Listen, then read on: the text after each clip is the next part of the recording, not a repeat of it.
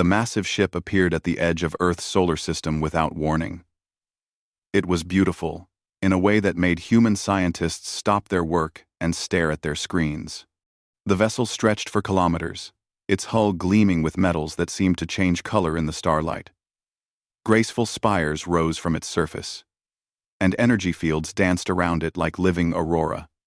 Ambassador Kelthar stood on the bridge of the Eternal Harmony, watching the small blue planet grow larger on the viewing screen. His forearms moved in careful patterns as he adjusted his ceremonial robes. Today would mark another triumph for the Galactic Council. Another species would join their great civilization. The humans should be honored, said Captain Vorthak, his scaled head nodding with confidence. No species has ever refused council membership. They will see the wisdom of joining us. Kelthar's large eyes blinked slowly. In his 300 years as an ambassador, he had welcomed 47 different species into the council. Each time had been the same. The new species would be amazed by the technology, grateful for the protection, and eager to trade their resources for advancement. The communication array hummed to life. "Broadcasting welcome message on all frequencies," reported the communications officer. "Standard greeting in 12 major galactic languages, plus the human language they call English." The message was perfect. Kelthar had crafted it himself. It spoke of friendship, of the wonders waiting among the stars, of protection and prosperity. The Galactic Council offered humanity everything they could possibly want. Advanced medicine that could end all disease. Energy sources that would power their world forever. Ships that could take them to any star they wished to visit. Hours passed. The Eternal Harmony waited in respectful silence. Sometimes, new species needed time to overcome their fear and excitement. Then the reply came. "Thank you for your interest in contact with humanity." The message began in clear, calm English. "We appreciate the time and effort you have taken to visit our system. However, after careful consideration, we must politely decline your invitation to join the Galactic Council. We prefer to remain independent. We ask that you respect our sovereignty and leave our system. We wish you well in your travels." The bridge fell silent. Captain Vorthak's mouth hung open. The communications officer checked her equipment twice, thinking there must be an error. "They declined?" Kelthar whispered. "That is impossible." "Perhaps they misunderstood," suggested Vorthak. "We should send a clearer message. Explain the benefits better." Kelthar composed himself and personally crafted a new message. This time, he explained everything in detail. The Council protected over 10,000 worlds. They had eliminated war, poverty, and disease across most of the galaxy. They offered humanity a place among the greatest civilizations that had ever existed. The human response came faster this time. "We understand your offer completely. Our answer remains no. Please leave our system." "This is unprecedented," muttered the ship's historian, a elderly Nethric with silver fur. "In our records, no species has ever refused contact. Something is wrong here." Sieb scrapped. Kelthar tried again. This time he offered specific gifts. Medical scanners that could heal any injury. Computers that could solve humanity's greatest problems. Weapons to protect them from any threat. "No, thank you," came the reply. "We are not interested." The ambassador's frustration grew. "Bring us closer to their planet. Perhaps a visual demonstration will convince them." The Eternal Harmony moved toward Earth. Its size alone meant to inspire awe. Surely when the humans saw the ship up close, they would understand what they were refusing. Instead, something unexpected happened. Every communication signal from Earth stopped. Not just the diplomatic channels, but everything. Radio waves, television broadcasts, internet signals. The entire planet went quiet. Sir, the sensor operator called out nervously. We are detecting some kind of interference field. It is blocking all our scans of the planet's surface. That is impossible, Kelthar said. Their technology is primitive. How could they interfere with our sensors? I don't know, sir. But we cannot see anything on Earth anymore. It is as if the planet has vanished behind some kind of shield. Days passed. The Council ship tried everything. They sent probe drones toward Earth. But the small machines simply stopped working when they got close to the planet. They attempted to scan the moon, but found the same interference. They could see the celestial bodies, but could not detect any details about human activity. Meanwhile, reports came from other parts of the solar system. Human bases on Mars had also gone dark. Mining stations in the asteroid belt had disappeared from sensors. Even the space station orbiting Earth had become invisible to Council technology. How are they doing this? Captain Vorthak demanded. We have the most advanced technology in the galaxy. Kelthar stared at the blue planet on the screen. In all his years of diplomacy, nothing like this had ever happened. Species were supposed to be grateful for Council contact. They were supposed to beg for membership. Sir, the communications officer said quietly, we are receiving another message from Earth. Put it through. The same calm human voice filled the bridge. Your ship has remained in our system for 4 days, despite our request that you leave. We want no conflict. But we also will not change our position. The United Earth government has voted unanimously to reject Galactic Council membership. This decision is final. You have 24 hours to depart our system.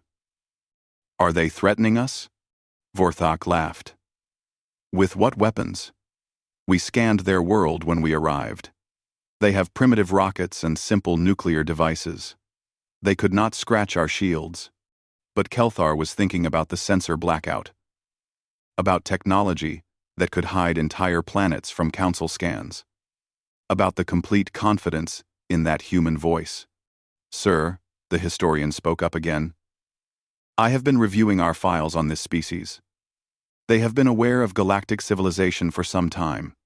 Our surveys detected radio signals from Earth decades ago, proving they know about spaceflight.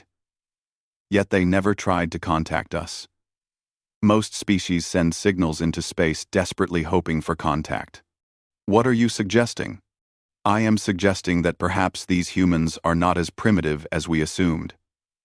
Perhaps they have been watching us, studying us, and they simply decided they want nothing to do with us. The idea was disturbing. Species were supposed to worship the Council's technology. They were supposed to see Council civilization as something to aspire to. But these humans had looked at everything the galaxy had to offer and said no. Kelthar felt a chill run through his body. For the first time in his diplomatic career, he was dealing with a species that considered itself superior to the Galactic Council, and he had no idea what to do about it. The emergency session of the Galactic Council had been going for 6 hours. Representatives from 200 species filled the great chamber, their voices creating a buzz of confusion and disbelief. Never before had such a meeting been called for a simple first contact mission. Chancellor Mextari, leader of the Council, stood at the center podium. Her blue skin had turned darker with stress, a sign that worried the other delegates. The Chancellor had led the Council for 50 years and was known for her calm wisdom. Ambassador Kelthar, she said, please repeat your report for the Council. Kelthar rose from his seat, his forearms trembling slightly. The humans have refused all contact. They will not join the Council. They have asked us to leave their system and have made it clear they want nothing to do with galactic civilization. Angry voices erupted throughout the chamber. This was impossible. This was unthinkable. This was dangerous. How can they refuse? Demanded Senator Ulthra of the Korvan species. Every species wants to join us. We offer protection, technology, trade. What could they possibly object to? We have tried everything, Kelthar continued. We offered them medical technology that could end all disease. We offered them energy systems that could power their world forever. We offered them ships to explore the galaxy. They said no to all of it. Perhaps they are afraid, suggested Admiral Thex Nor, his insect-like features clicking with thought. Some primitive species fear change. We should send counselors to help them understand the benefits. That is not possible, Kelthar replied. They have created some kind of interference field around their entire star system. Our sensors cannot penetrate it. Our communication probes stop working when they approach Earth. The chamber fell silent. This was new information to most of the delegates. Interference field? Chancellor Mextari leaned forward. What kind of technology could do that? We do not know. Our scientists cannot explain it. The field does not match any known energy signature. It is as if their entire solar system has been wrapped in something that blocks our most advanced sensors. Dr. Silthon, the Council's chief scientist, stood up. His large brain dome pulsed with nervous energy. This is impossible. We surveyed their world months ago. They have primitive technology. Chemical rockets, basic nuclear weapons, simple computers. They should not be able to block our sensors. Yet they have, Kelthar said simply. More arguments broke out. Some delegates insisted the humans must be bluffing. Others worried that this was some kind of trap. A few suggested that perhaps the humans had help from an unknown alien species. Order, Chancellor Mextari called out. We must approach this logically. What do we know for certain? We know they understand our language, reported the head of communications. Their responses were perfect galactic standard. They clearly understand what we offered them. We know they are aware of our technology, added the military advisor. They showed no surprise at our ship's capabilities. Most new species are amazed by their first sight of Council vessels. And we know they want us to leave, Kelthar said quietly. They have been very clear about that. Senator Ulthra slammed his fist on his desk. This cannot be allowed. What if other species hear about this? What if they decide they can also refuse Council membership? The entire galactic order depends on our authority. Murmurs of agreement rippled through the chamber. This was the real fear. For 10,000 years, the Galactic Council had been the ultimate authority in the galaxy. Species joined willingly because they saw no alternative. If humanity could refuse membership and survive, others might try the same thing. We could force them to join, Admiral Thex Nor suggested. Send a fleet to their system. Make them understand that Council membership is not optional. With what justification? Asked Legal Advisor Ponthek. Council law requires voluntary membership. We cannot attack a species simply because they refuse to join us. We could declare them a threat, Admiral Thex Nor replied. Any species that refuses Council authority could be dangerous to galactic peace. We have a responsibility to protect the other member species. Chancellor Mextari considered this. It was true that the Council had sometimes used force to maintain order, but always against member species who had broken Council law. Never against a species that simply wanted to be left alone. What about trade sanctions? Suggested the economic minister. Cut off all commerce with their region of space. Make them understand what they are giving up. Dr. Silthon looked confused. What trade? They have never traded with anyone. Our surveys show they have never left their own solar system. They are completely isolated already. Their one son. End quote. End quote. Their Wazaran son. Work play. This was another disturbing thought. Most species desperately wanted to explore space and meet other civilizations. The humans seemed perfectly content to stay home. Perhaps we are approaching this wrong, said Ambassador Kelnash, the Council's most experienced diplomat. Perhaps they have legitimate concerns about joining us. Maybe we should try to understand their objections. What objections could they possibly have? Senator Ulthra snorted. We offer them everything they could want. Everything. Maybe that is the problem, Ambassador Kelnash replied thoughtfully. Think about it. Every species that joins the Council becomes dependent on us. They give up their independence in exchange for our protection and technology. Maybe these humans value their independence more than our gifts. The chamber grew quiet as the delegates considered this idea.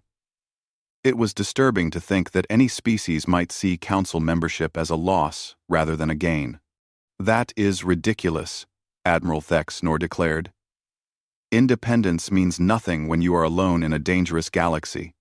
Every species needs protection from pirates, natural disasters, hostile aliens. We provide that protection. What could they possibly use for defense? We do not know, Dr. Silthon admitted. Our sensors cannot penetrate their interference field. For all we know, they could have defense systems we have never seen before. Endo. Impossible, the Admiral replied. Our surveys showed primitive technology. They cannot have developed advanced weapons in just a few months. Unless they were hiding their true capabilities, Ambassador Kelnash said quietly. Unless they wanted us to think they were primitive. This idea sent a chill through the chamber. The possibility that a species might deliberately deceive the Council was almost unthinkable. But it would explain why the humans seemed so confident in their refusal. Chancellor Mextari stood up. We need more information. I am ordering a full Council fleet to the human system, not to attack, but to observe and gather intelligence. If they truly have advanced technology, we need to know about it.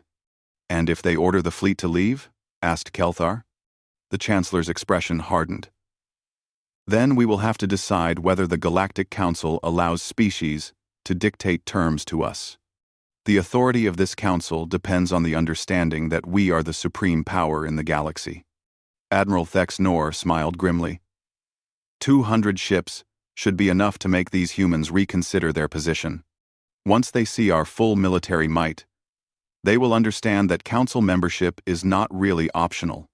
But as the session ended and the delegates filed out, many of them felt uneasy.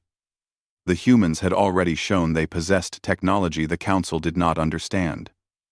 What if 200 ships were not enough? What if the humans were not as helpless as everyone assumed? Admiral Thexnor stood on the bridge of the Council flagship Dominance, watching as his fleet moved toward the human star system. 200 of the Council's finest warships flew in perfect formation behind him. Each vessel carried enough firepower to destroy a planet. Together, they represented the largest show of force the Council had assembled in 50 years. Still no response from the human system, reported Commander Veltara from the communications station. Complete radio silence. The Admiral's mandibles clicked with satisfaction. Good. They are finally understanding the situation. No species can ignore a fleet this size. Through the great viewing window, he could see Earth growing larger ahead of them. The small blue planet looked peaceful and helpless. It was hard to believe that this tiny world had caused such problems for the mighty Galactic Council. Sir, called the sensor officer, we are still unable to penetrate their interference field. I cannot get readings on their military installations or fleet positions. Admiral Thexnor waved a dismissive claw. It does not matter. What fleet could they possibly have?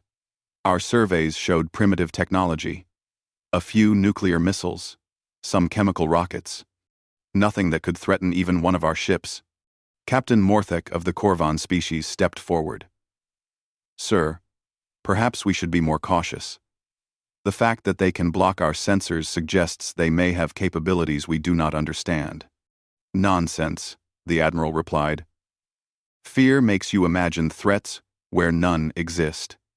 These humans are hiding behind their interference field like children hiding under blankets. When they see our fleet, they will come out and surrender. The communications officer raised her head. Sir, we are receiving a transmission from Earth. Finally. Put it through. The voice that filled the bridge was calm and professional. It belonged to someone who clearly spoke galactic standard perfectly. This is Admiral Sarah Chen of the United Earth Defense Forces. You have entered our star system with a military fleet despite our request that you respect our sovereignty. We consider this an act of aggression." Admiral Thexnor laughed, the sound echoing through the bridge. "Act of aggression? Human, you do not understand your situation. I command 200 of the most advanced warships in the galaxy. Each one could destroy your entire planet. You will cease this foolish resistance and accept Council authority immediately." There was a pause before the human admiral replied, "We have no desire for conflict, Admiral Thexnor, but we also will not accept Council authority. You have 48 hours to withdraw your fleet from our system. You are giving me an ultimatum?" The admiral's voice rose with disbelief. "You primitive fools. I could end your civilization with a single command." "We understand your capabilities," Admiral Chen replied calmly. "Do you understand ours?" The channel closed, leaving the bridge in stunned silence. The idea that a primitive species would threaten the Council fleet was so absurd that no one knew how to respond. "Sir," Commander Veltara said hesitantly, "perhaps we should try to establish diplomatic contact. Find out what they actually want." "What they want is irrelevant," Admiral Thexnor snapped. "They will submit to Council authority or be destroyed. There is no third option." Over the next day, more attempts at communication failed. The humans refused to negotiate. They would not discuss terms. They simply repeated their demand that the Council fleet leave their system. Meanwhile, strange things began happening throughout the fleet. Ships reported minor system failures. Communication arrays would mysteriously reset themselves. Navigation computers would display incorrect data for a few seconds before returning to normal. "It is probably their interference field," the fleet's chief engineer explained. "Some kind of broad-spectrum disruption that affects electronic systems." But Admiral Thexnor was growing impatient. 40 hours had passed since the human ultimatum. In 8 more hours, he would have to make a decision. "Sir," the sensor officer called out, "something strange is happening. All human activity in this system has stopped." "What do you mean, stopped?" "I mean everything, sir. We were tracking heat signatures from their colonies on Mars, radio signals from their space stations, energy readings from their lunar bases.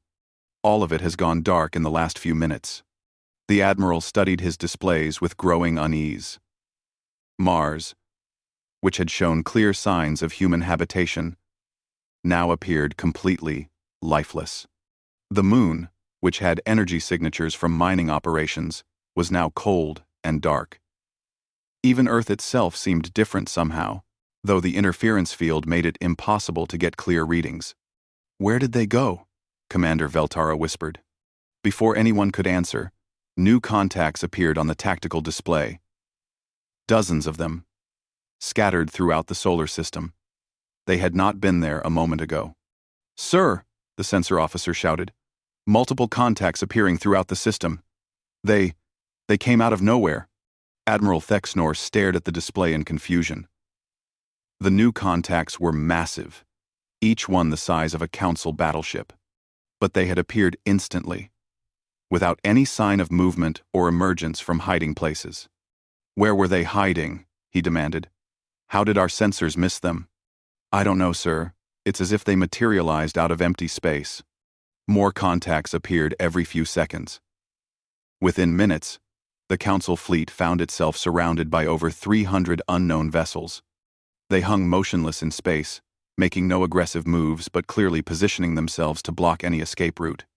"Those cannot be human ships," Captain Morthek said nervously. "The energy signatures are completely unknown. The hull materials do not match anything in our databases." Admiral Thexnor's confidence finally began to crack. "Open a channel to Earth." Admiral Chen's voice returned, still perfectly calm. "Admiral Thexnor, your 48 hours are up. Will you be withdrawing your fleet?" "What are those ships?" he demanded. Where did they come from? They are our ships, Admiral. Did you think Earth was our only world? The implications of that simple statement hit the bridge crew like a physical blow. If the humans had colonies throughout this system, if they had been hiding fleets of advanced ships, if their technology was far beyond what the Council had assumed. That is impossible, Admiral Thexnor said, but his voice lacked conviction. Our surveys showed primitive technology. Your surveys saw exactly what we wanted you to see. Admiral Chen replied. We have been aware of the Galactic Council for quite some time. We studied your civilization carefully before making our decision to refuse contact. You have been spying on us? We have been learning about you, and we decided that your form of civilization is not something we wish to be part of. Now, Admiral, you have a choice to make. You can withdraw your fleet peacefully, or we can escort you out of our system. Either way, you will be leaving. Admiral Thexnor looked at his tactical display. The Council fleet was completely surrounded by unknown ships with unknown capabilities. His sensors could not penetrate their hulls or analyze their weapons systems. For the first time in his military career, he faced an enemy whose strength was a complete mystery. You would attack Council ships? He asked. Only if you force us to, Admiral Chen replied. We prefer peace, Admiral. But we also prefer freedom. The choice is yours. The Admiral stared at the display, his mind racing. Everything he thought he knew about this situation had been wrong. The humans were not primitive. They were not helpless. And they were clearly not afraid of the Galactic Council. The question now was, what would happen if he chose to fight? Admiral Thexnor made his decision. Pride and duty demanded that the Council fleet could not retreat from a primitive species, no matter how many ships they had hidden. The authority of the Galactic Council was at stake. All ships, prepare for battle, he commanded. Target the nearest human vessels. We will show them what happens when you threaten Council authority. The fleet's weapons powered up with the familiar hum of charging energy banks. 200 of the galaxy's most advanced warships turned their guns toward the mysterious human vessels that surrounded them. Fire! Admiral Thexnor shouted. Brilliant beams of energy lanced out from the Council ships. Plasma cannons, particle beams, and fusion torpedoes streaked across space toward their targets. The combined firepower was enough to crack a planet's crust. The weapons hit their targets perfectly. The bridge crew watched their displays eagerly, waiting to see the human ships explode into debris. Instead, something impossible happened. The energy beams simply stopped when they reached the human vessels. They did not bounce off shields or get absorbed by armor. They just stopped, as if the space around the human ships refused to let the weapons through. What happened? Admiral Thexnor demanded. Why didn't our weapons work? I don't know, sir. The weapons officer replied, his voice shaking. Our weapons fired normally. The energy beams reached their targets. But then, they just disappeared. Impossible. Nothing can simply stop our weapons. Commander Veltara stared at her sensor readings in disbelief. Sir, the human ships show no damage at all. Our entire fleet just fired on them, and they don't even have scorch marks. The Admiral grabbed the communications panel. All ships, fire again. Full power. Another massive barrage erupted from the Council fleet. This time, they used their most powerful weapons. Planet-killer missiles, antimatter torpedoes, quantum disruptors. Every weapon in their arsenal unleashed at once. The result was exactly the same. The weapons simply vanished when they reached the human ships. Not deflected, not absorbed, just gone. Then the human ships responded. Without any visible weapons fire, without any energy beams or missiles, the Council ships began shutting down. One by one, their engines died. Their weapons went offline. Their shields collapsed. Within minutes, the entire Council fleet was drifting helplessly in space. Engineering report, Admiral Thexnor screamed into his communicator. Sir, All our primary systems have been disabled, came the panicked reply. Engines, weapons, shields, everything. But there's no damage to the equipment. It's as if something is just preventing them from working. How is that possible? I have no idea, sir. The power is still there. The connections are intact, but the systems simply will not function. Throughout the fleet, the same reports came in. Every ship was helpless. They could not fight, could not move, could not even raise their shields.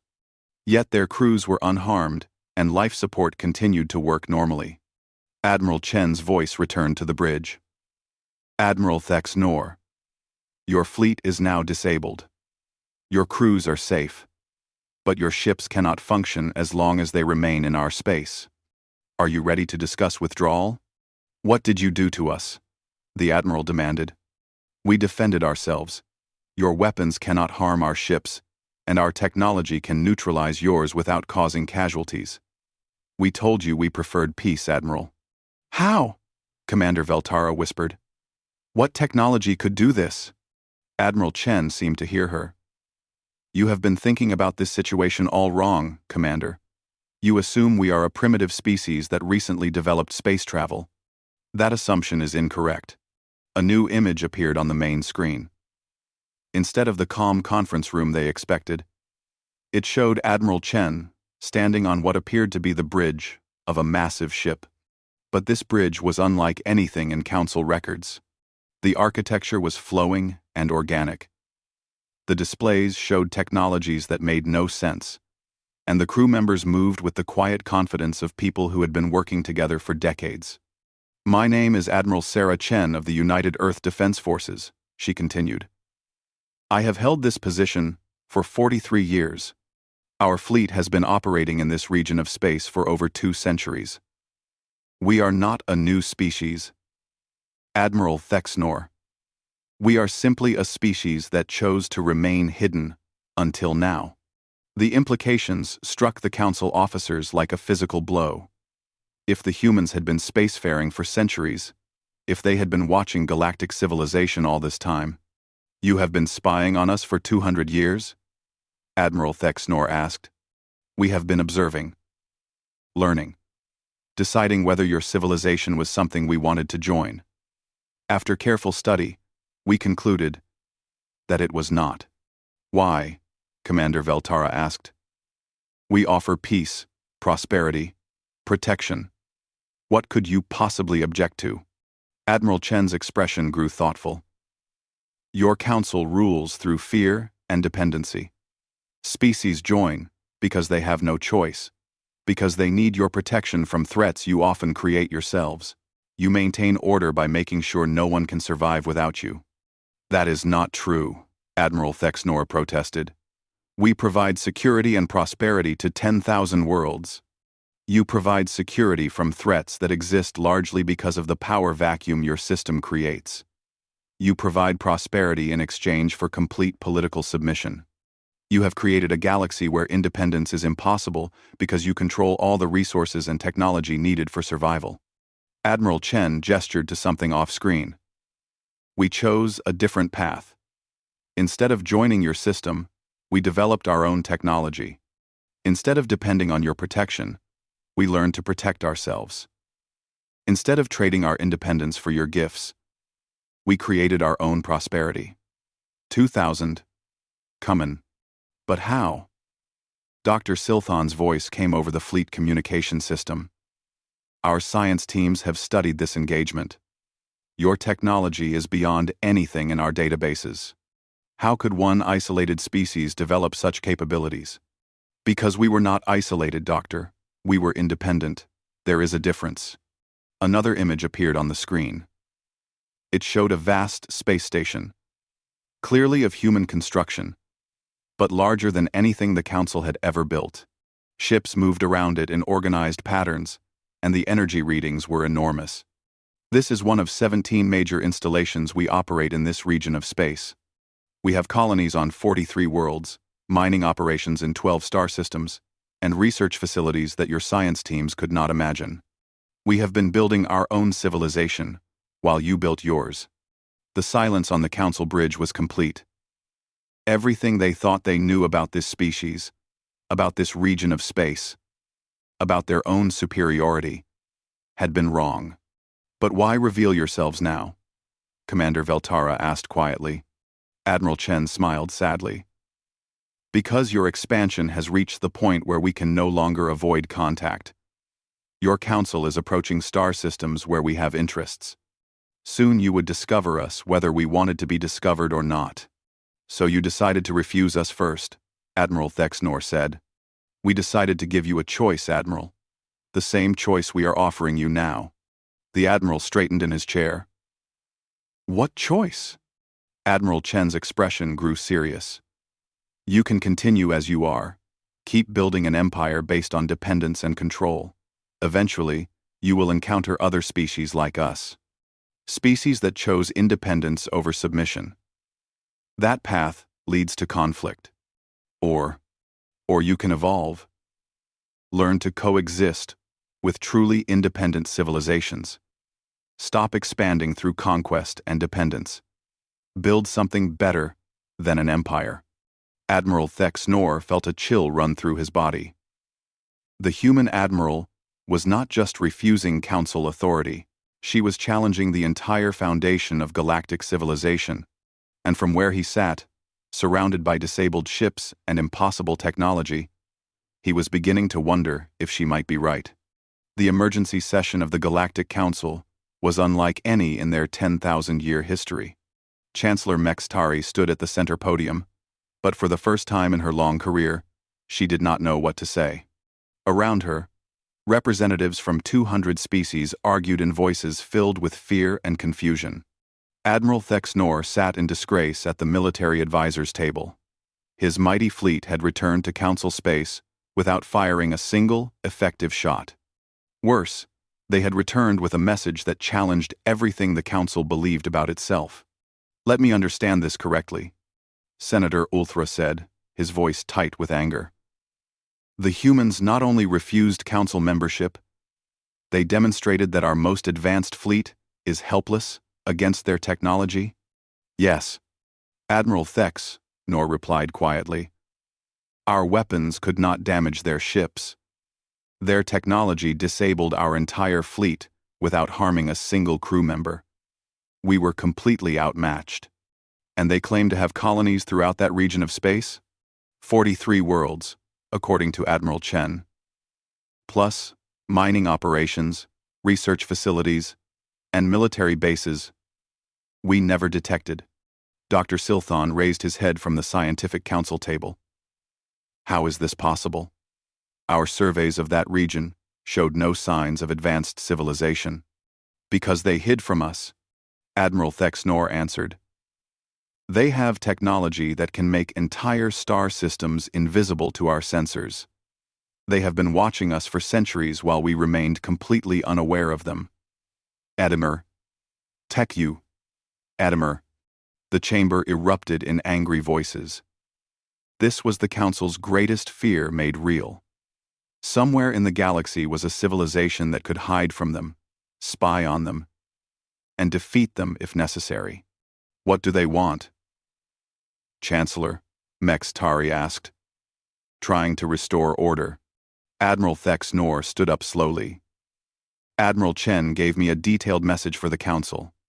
She said, 'Humanity wants nothing from us. No territory, no resources, no political control. They simply want to be left alone to develop their own civilization.' That is unacceptable," Senator Ulthra declared. "No civilization can be allowed to exist outside council authority. It sets a dangerous precedent." On round 5. Narration. On round 5. End quote. On round 5. "What precedent?" asked Ambassador Kelnash from the diplomatic section. "The precedent that species can choose independence over membership? Perhaps that is not such a dangerous idea." Angry voices rose throughout the chamber. The suggestion that council membership should be truly voluntary was radical beyond belief. "Order," Chancellor Mextari called. "Ambassador Kelnash, please explain your statement." The elderly ambassador stood up carefully. I have spent my career bringing new species into the Council. In every case, they joined because they had no real choice. We offered them protection from threats they could not face alone, technology they could not develop themselves, resources they could not obtain independently. They joined us because they had to, not because they wanted to. And that has created the greatest civilization in galactic history, Senator Ulthra replied. Has it? Ambassador Kelnash asked. Or has it created a galaxy where true independence is impossible? Where every species must submit to our authority or face isolation and vulnerability? Dr. Silthon spoke up from his table.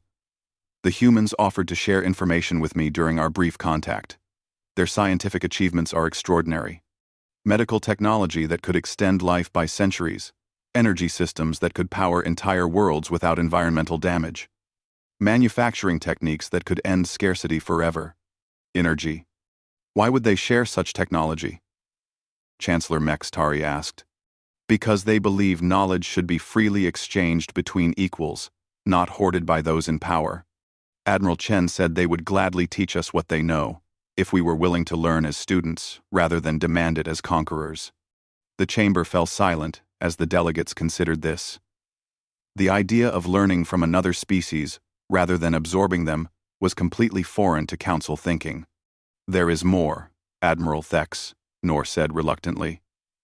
Admiral Chen informed me that humanity is not alone. They have been in contact with other independent species in distant regions of the galaxy. Species that also chose to develop their own civilizations rather than join galactic empires. Other species? Chancellor Mextari leaned forward. How many? She did not give exact numbers. But she implied there are many. Hundreds, perhaps thousands of worlds that have chosen independence over empire. The implications were staggering. If there were other advanced civilizations hiding throughout the galaxy, if the Council's expansion was eventually going to bring them into contact with species that could resist their authority. What did she propose? The Chancellor asked. Admiral Thex Nor took a deep breath. She proposed that the Council begin a transition away from imperial expansion toward cooperative coexistence. She suggested that we stop requiring membership from new species, and instead offer genuine partnerships.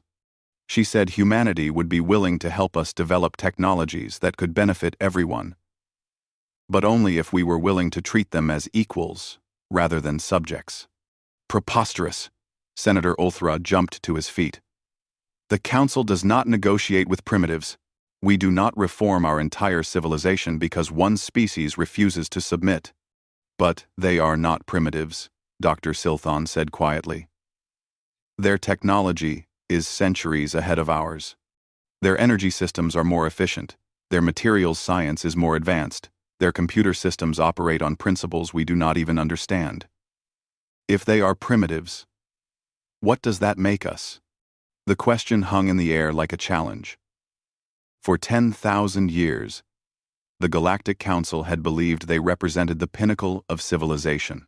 The discovery that other species had surpassed them while remaining hidden was a shock to their fundamental worldview.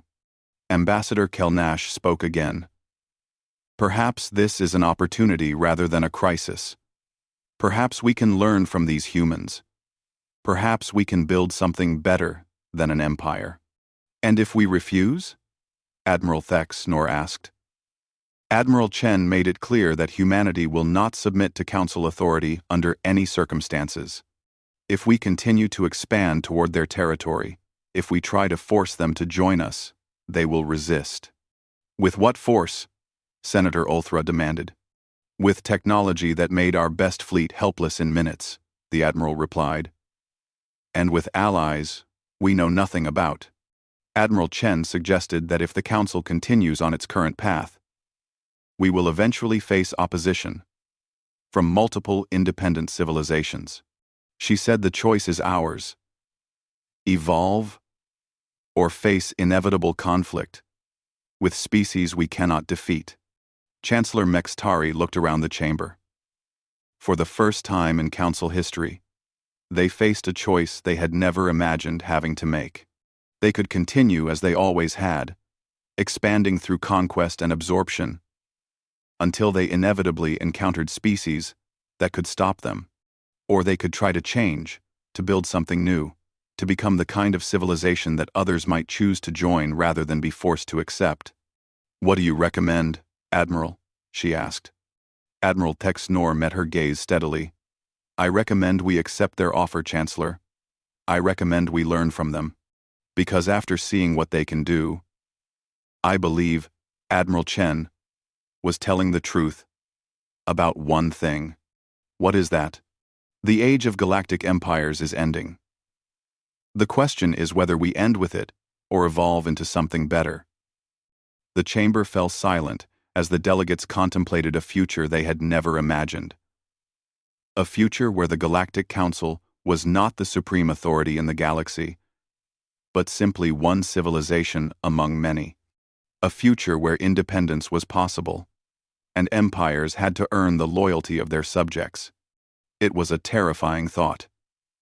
It was also, perhaps, the beginning of something extraordinary.